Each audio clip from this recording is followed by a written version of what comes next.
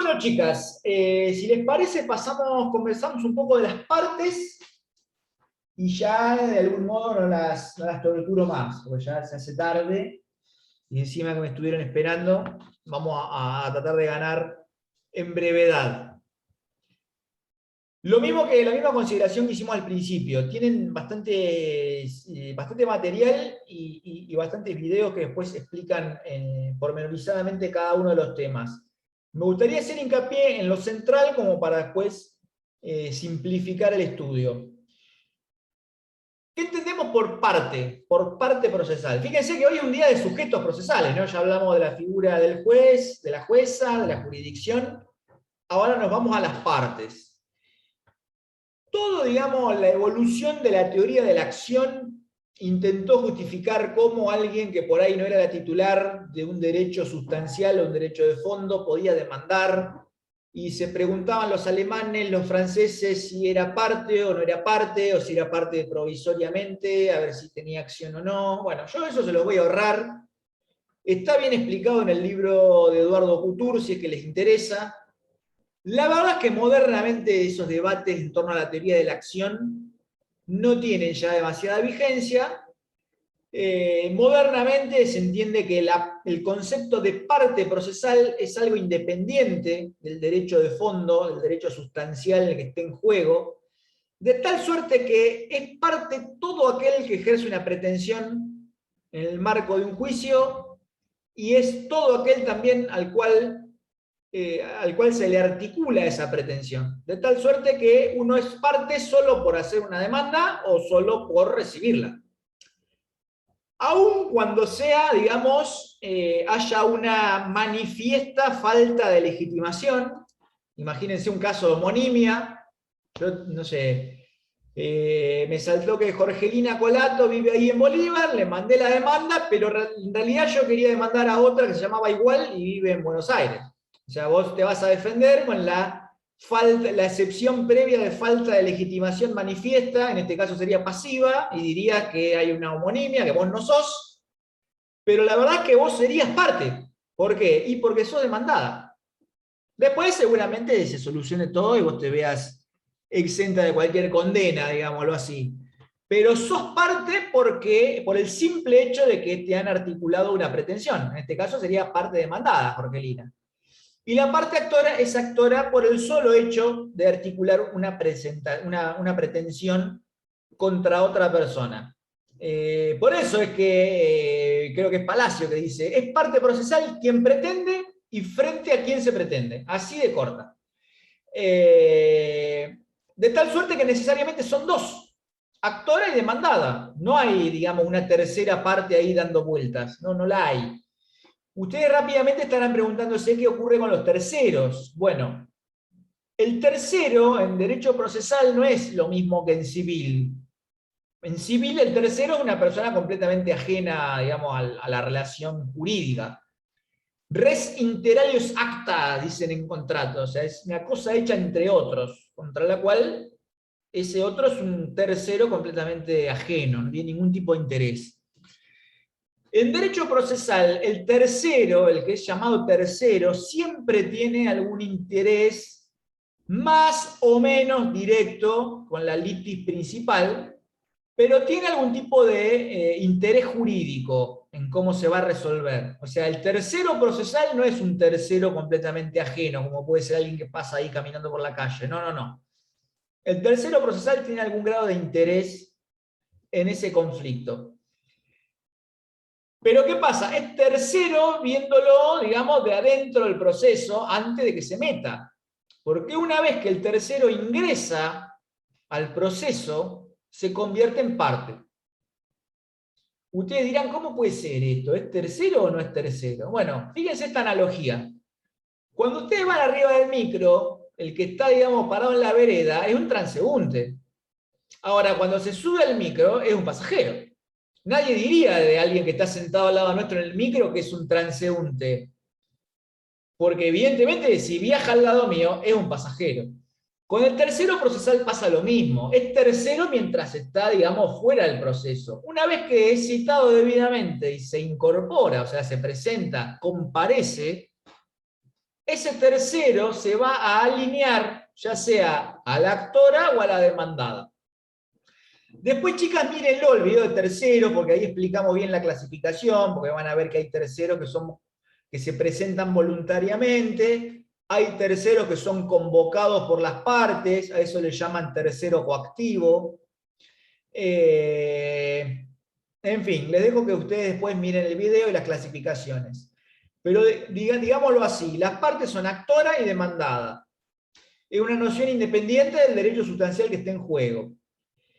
El tercero procesal no es lo mismo que el tercero civil. El tercero procesal siempre tiene algún grado de interés. Y una vez que está dentro del proceso, adopta uno de los dos bandos. Se suma a la actora o se suma a la demandada.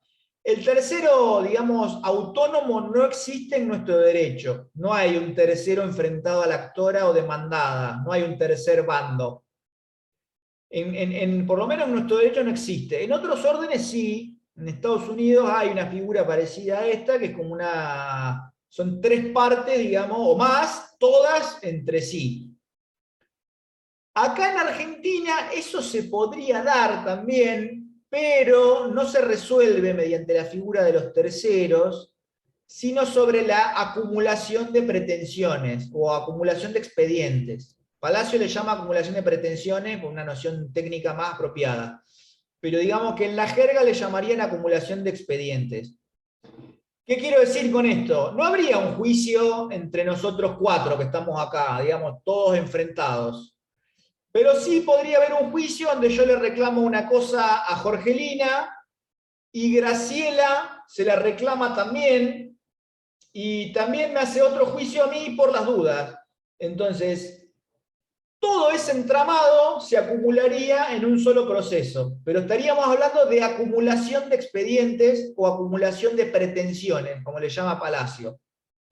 Entonces, ¿se podría dar que tres personas disputen una cosa? Sí, pero no habría tres partes. Probablemente lo que habría ahí son por lo menos 2 o 3 juicios y el juez o la jueza, cuando advierte que hay una controversia que es común, ordena la acumulación de los expedientes. Y se resuelve así. Tramitan acumuladas las causas. Pero no habría tres partes. Simplemente habría varias causas donde las partes de actora y demandada se van como alternando. Sigamos adelante. Concepto central para distinguir cuando hablamos de partes. Una cosa es la capacidad para ser parte y otra cosa es la capacidad procesal. La capacidad para ser parte es íncita a la noción de persona y la tenemos todos y todas, incluso la persona por nacer. Desde que sos persona podés ser parte, no hay problema. Se identifica con la capacidad de derecho que ustedes han visto en el Código Civil, en derecho civil. Es un rasgo típico de la personalidad, ¿no? Jurídica. Si vos sos persona, tenés capacidad para ser parte y por ende tenés capacidad de derecho también. Ahora, la capacidad procesal es otra cosa, porque significa la aptitud para participar de un proceso en concreto. Rebobinemos. Cualquiera puede ser parte en un proceso, aunque seas una persona por nacer que nunca viste la luz. No hay problema. Ahora, esa persona por nacer está claro que no tiene la aptitud para participar de un proceso. O sea, mal podría participar de un proceso, todavía no nació. ¿Cómo lo hace? A través de un representante, que en ese caso serían sus papás, o sus futuros padres, por decirlo de algún modo. Entonces, la capacidad procesal es la aptitud para tomar, digamos, intervención en un proceso en concreto. ¿Cómo funciona esto? La regla, la norma, digamos, es la capacidad. O sea, por regla, todas las personas tienen capacidad procesal. Entonces la pregunta sería, ¿y quién no la tiene? ¿Quién no tiene capacidad para participar de un proceso sin ningún tipo de intermediario? Bueno, hay que ver. En el caso de los menores, por ejemplo, ustedes saben, no sé si han visto Familia, creo que no, pero seguramente lo han visto en Civil 1 o Privado 1. Bajo el régimen de Vélez Sarsfield, los menores eran incapaces. Está bien que hubo después algunas leyes que lo fueron modulando, pero digamos, planteémoslo, el sistema velezano, vos tenías 17 años y 364 días y eras un incapaz. ¿Y quién te, digamos, te representaba? Tus padres, tus progenitores o algún tutor. Padre o tutor. Nuestro Código Civil y Comercial cambia ese criterio, ya vetusto, y lo que hace es incorporar la capacidad progresiva. Hay que ver para qué caso concreto en juego puede llegar a tener capacidad o no ese niño, niña o adolescente para participar por sí mismo de un proceso. Acá la ley tiene, digamos, un sistema de presunciones. Los adolescentes se presume que tienen las condiciones necesarias para intervenir sin ningún tipo de representante en un juicio. Y los niños o niñas se presume que no. Pero después se podría, digamos, iniciar un incidente de determinación de la capacidad procesal para ver si en el caso concreto un niño, niña o adolescente puede, digamos, tomar las riendas del proceso sin la intervención de sus papás o de un tutor. ¿Qué quiero decir? En el caso del adolescente se presume que sí. Entonces, si sus papás o alguien, digamos, se opone a que el niño, a que el adolescente tome las riendas del proceso, pueden sus padres o su tutor o lo que sea iniciar un incidente para ver si tiene esa capacidad o no. En el caso de los niños es al revés. Los niños se presume que no están en condiciones de tomar las riendas del proceso, por ende, por regla, son representados por sus papás o por el tutor. Pero se podría iniciar un incidente de determinación de la capacidad procesal en el caso concreto para ver si ese niño comprende cabalmente las consecuencias jurídicas de la actitud que va a tomar y de los derechos que están en juego. Guarda que esto se da, esto pasa. Yo siempre cuento la misma anécdota. Acá en el estudio, una vuelta, patrocinamos a una chica de 15 años que le estaba iniciando juicio al padre. Sin, digamos, la intervención de la madre. O sea, vino obviamente que la madre era la que se encargaba de hacer todas las gestiones, ¿no? Pero, digamos, no actuaba en juicio en calidad de representante de la chica. No, no, era la chica con el patrocinio jurídico nuestro, del estudio. En el caso de un niño, ahí habría que ver si para el caso concreto comprende las consecuencias no solo del proceso, sino los derechos en juego, y si superado ese incidente de determinación de la capacidad se llega al convencimiento de que sí, de que está, digamos, plenamente consciente de las consecuencias de lo que está por hacer, una vez más interviene sin ningún tipo de representación. Podría tener su propio abogado, sin ningún tipo de problema, firmar los escritos que van con patrocinio, tomar las decisiones procesales que estime pertinentes. ¿Qué quiero decir? Hablar con su abogado y decir, mirá, vamos a interponer este recurso, vamos a desistir de esta pretensión. Capacidad, digamos, para el caso concreto, sin perjuicio de estas presunciones que establece el Código Civil. ¿Qué pasa con los que antes se llamaban insanos o incapaces? Una vez más el Código Civil invierte la regla de Vélez, ya no hay más capacidad total, incapacidad total como había antes, sino que hay un sistema progresivo que establece apoyos con incapacidades más bien parciales, y digamos que la última ratio sería la incapacidad total, pero estaríamos hablando de un caso extremo, ¿no? Un caso muy, muy extremo, porque es la última ratio, es el caso, digamos, extremo, aquel en el que alguien es declarado totalmente incapaz. A punto tal que yo les soy sincero, chicas, no las vi más. Yo no volví a ver casos de incapacidad absoluta, como decía Vélez. Ahora lo que hay son incapacidades parciales. Te dicen, bueno, mire, este señor o esta señora no puede, digamos, hacer acto de disposición sobre bienes, entonces le designamos como apoyo a su madre, que es la que va a complementar los actos jurídicos de disposición, llegado el caso de que necesite vender un auto, una casa, un buque, etc. Entonces ya no hay más incapacidad absoluta. Entonces hay que ver qué tipo de juicio es y cuál es la incapacidad específica que está transitando esa persona. ¿Qué quiero decir? Si tiene una incapacidad para disponer de bienes y el juicio que está tramitando es de familia, o sea, nada que ver, o sea, podría asumir plenamente su defensa sin necesidad de un tutor o curador ad litem para ese proceso. ¿Qué pasa con los quebrados? Los quebrados, en virtud del desapoderamiento de la ley de quiebras, artículos 107 y 109, toda esa masa del concurso pasa todo a través del síndico. Entonces, no es una incapacidad técnicamente, es, digamos, una consecuencia del desapoderamiento. Todos los juicios sobre bienes de la masa concursal, ahí el que los litiga es el síndico. Pero no es técnicamente una incapacidad. Siempre va con intervención del síndico. De tal suerte que es lo mismo, si tuviera, digamos, un juicio de familia o de tipo personal, puede actuar en juicio sin ningún tipo de problema. Incluso si es un bien propio que está por fuera de la masa, también. Pero eso ya lo van a ver en quiebras y concursos. Con los penados pasa algo similar, previsto por el artículo 12 del Código Penal.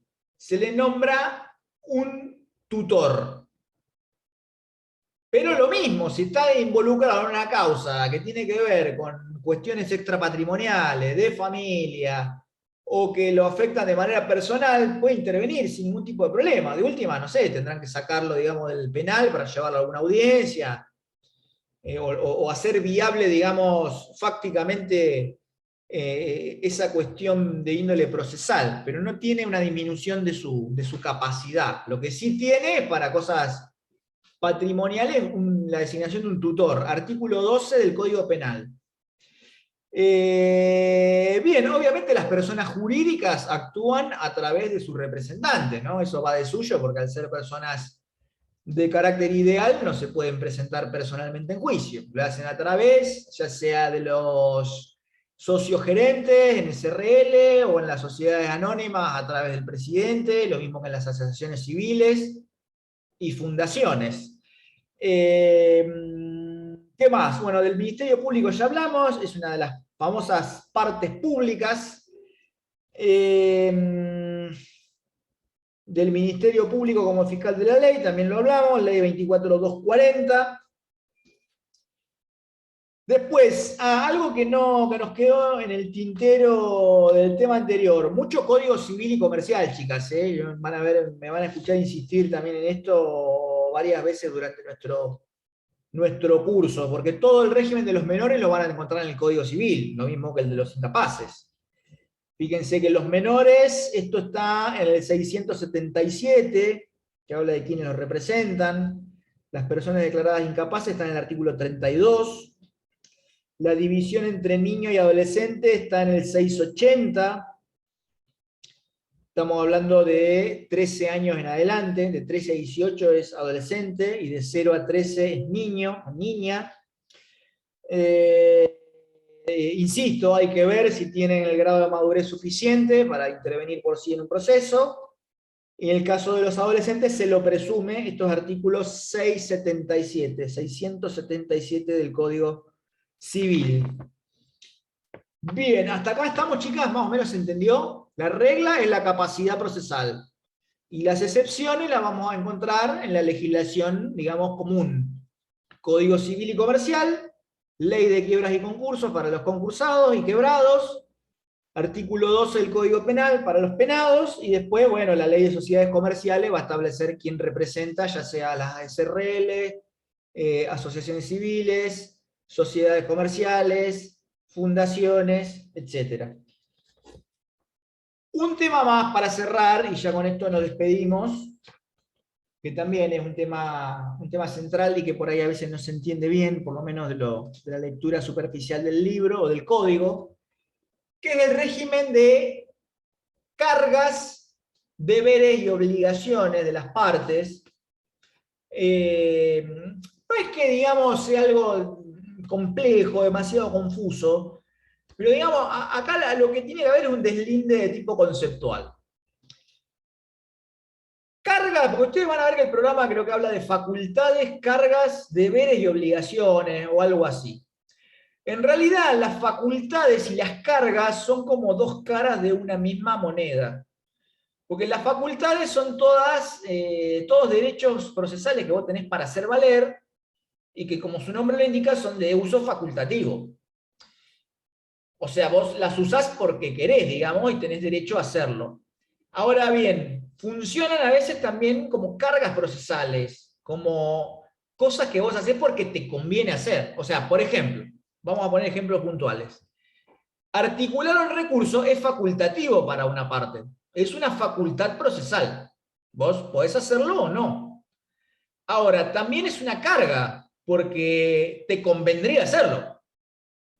O sea, vos tenés una sentencia que te produce un agravio, la verdad que articular un recurso es algo que te conviene hacer. Más allá de que después en el caso concreto, por ahí el litigante evalúe que no te conviene porque lo vas a perder o porque presumiblemente no hay un error para atacar. Pero eso es otra cosa. Tiene que ver con el análisis de articular algo en el caso concreto o no. Pero es una carga en el sentido de que es un imperativo del propio interés, como dice el libro.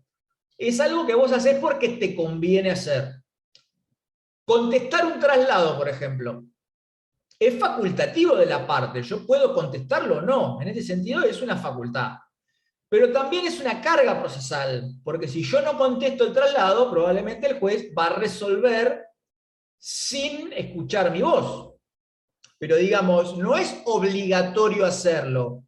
Si yo no contesto demanda, no contesto un traslado, no contesto un recurso, nadie me va a venir a obligar a hacerlo, no me van a intimar a hacerlo, no me van a multar por no hacerlo, no, nadie va a venir a que yo coactivamente conteste el traslado, articule un recurso, conteste demanda, acompañe una prueba. Yo, digamos, lo haría porque me conviene hacerlo. Por eso es una carga. Carga y facultad son como dos caras de una misma moneda. Son todas cosas que son facultativas, porque yo podría hacerlo o no, desplegarlas o no, esas herramientas, sin que nadie pueda obligarme a hacerlo. Y también son una carga como, digamos, imperativo del propio interés. Yo voy a contestar el traslado porque obviamente me conviene hacerlo. Voy a articular el recurso porque es conveniente intentar impugnar una sentencia que me perjudica, y así. Ahora se estarán preguntando cuáles son las obligaciones procesales, porque si están nombradas en el programa, evidentemente las hay. Bueno, son fáciles de distinguir porque en este caso sí son coercibles y son ejecutables si es que yo no las cumplo. O sea, si yo no doy cumplimiento a las obligaciones procesales, se van a hacer cumplir compulsivamente. Y acá estamos hablando del pago número 1, de la sentencia civil. Una sentencia de condena, una vez que, digamos, los recursos están agotados y ya no hay más nada para hacer, hay que pagar. Si vos no la pagas, te la ejecutan. Honorarios, honorarios regulados. Si, digamos, la condena en costas te obliga a pagarlas, hay que pagar. Y si no la pagas, te van a ejecutar, te van a embargar, te van a subastar, te van a inhibir. Son de cumplimiento compulsivo. Multas procesales, lo mismo. Los famosos astraintes del derecho civil, que son medidas conminatorias. 100, no sé, 100 pesos hasta tanto se otorgue la escritura. 100 pesos por día hasta que otorgue la escritura. O 100 pesos por día hasta que cumpla tal carga procesal, obligación procesal. Son como una especie de sanción conminatoria. Cualquier tipo de concepto incluido en las costas, ¿no? La condena en costas siempre va a implicar pagar un montón de cosas. Honorarios, gasto del juicio, tasa de justicia. Fíjense que la tasa de justicia, que tiene una naturaleza impositiva, tributaria, es ejecutable. Si vos no la pagás, te la ejecuta el fisco. Así que esa es, digamos, el deslinde entre carga y obligación. La obligación es ejecutable. Y los deberes, finalmente, los deberes son como normas de conducta. Primero, obligación o deber de comportarse con la debida corrección y respeto hacia el tribunal y las partes. Ese es el típico deber procesal, lo van a encontrar en las normas de ética y lo van a encontrar en la ley que reglamenta el ejercicio profesional de la abogacía. Dice algo así como que abogados y abogadas, además de velar por los intereses de su parte, son colaboradores esenciales del sistema de justicia. Obrar de buena fe, este también es una regla que marca un deber de buena conducta y de obrar diligente, y prestar su colaboración con el tribunal. Entonces, esos tres, digamos, serían esencialmente los deberes procesales. Recapitulamos: comportarse con respeto hacia el tribunal y a las partes, prestar la colaboración y obrar de buena fe. ¿Qué es obrar de buena fe? Porque ahí se estarán preguntando, ¿pero qué? ¿Defender a mi cliente mintiendo sería de mala fe? Ahí entramos en un terreno medio gris, porque las normas de ética dicen algo así como que uno no debe litigar con la sinrazón, en un terreno, digamos, un poco difuso. Yo no tengo bien claro todavía que abogados y abogadas estén obligados a decir verdad, porque tienen la obligación preeminente de defender los intereses de su cliente. Pero lo que sí está claro es que hay un montón de conductas que no son compatibles con la buena fe, como articular recursos solo por dilatar el proceso. O sea, esto es claramente una violación al deber de buena fe procesal. El que está todo el día articulando incidentes, recursos, nulidades, por solo dilatar el proceso, eso es obrar de mala fe. Y quizás obrar con una pluspetición inexcusable, digamos, de un modo temerario, también podría ser una ofensa al deber de obrar de buena fe. ¿Qué quiero decir? Abogados y abogadas que inflan los juicios, ¿no? Vos tenés un daño que era por 20.000 pesos y te arma una demanda por 1.000.000 de pesos. Digamos, esto incluso está previsto hasta en el régimen de costas. Si vos venís con una pluspetición inexcusable, o sea, pedir una burrada, por decirlo en términos vulgares, y después te dan la razón, pero en vez de por 1.000.000 de pesos era por 10.000, hasta revierte el régimen de costas. Las costas paga la vos, flaco, que hiciste un juicio por 1.000.000 de pesos y al final eran 10 lucas. Bueno, entonces estas pueden ser conductas reñidas con el deber de obrar de buena fe. El tema de la verdad del proceso está bueno, pero es muy filosófico. Yo les dejo que ustedes, si les interesa, indaguen un poco sobre este tema. Si les interesa, les puedo compartir material. Hay mucho de Tarufo y de los autores italianos que se han dedicado a analizar cuál era el rol de la verdad respecto de los abogados y abogadas, y sobre todo la verdad dentro del proceso. Es un tema interesante y a la vez complejo. Bueno, chicas, yo por lo pronto llegué hasta acá. No sé si quieren hacer alguna consulta, alguna pregunta, pero digamos, esto es lo que teníamos pautado para conversar hoy. Les dejo en lo que tiene que ver con el régimen de las partes, que vean, y hay un video sobre costas, está el video sobre terceros, y está el video sobre beneficio de litigar sin gastos, así que estarían, digamos, los temas todos cubiertos. Pero por favor no cuelguen, no cuelguen. Yo voy a ver si en estos días armo algún trabajo práctico o algo como para compelerlo de algún modo a que lo vayan, a que no lo cuelguen. Sí, y que si surgen dudas la vayamos charlando la próxima clase o a más tardar la otra. O sea, para que no se vaya, digamos, el barrilete demasiado alto, porque después capaz que estamos, no sé, en ejecución de sentencia y surgen dudas de beneficio de litigar sin gasto, que no estaría mal, se podrían plantear válidamente, pero por ahí los temas son demasiado disímiles. Así que seguro que les mando algún trabajito. ¿Les parece bien? Sí, sí, porque si no entendemos lo primero, difícilmente vayamos a poder entenderlo. Bueno, chicas, les agradezco mucho que se hayan quedado hasta tan tarde. Les mando un beso grande y bueno, mañana o pasado les subo la clase. Cuídense mucho, nos estamos viendo. Gracias, profe. Nos vemos la próxima. Gracias a ustedes, nos vemos. Chao, Graciela, chao, Jorge.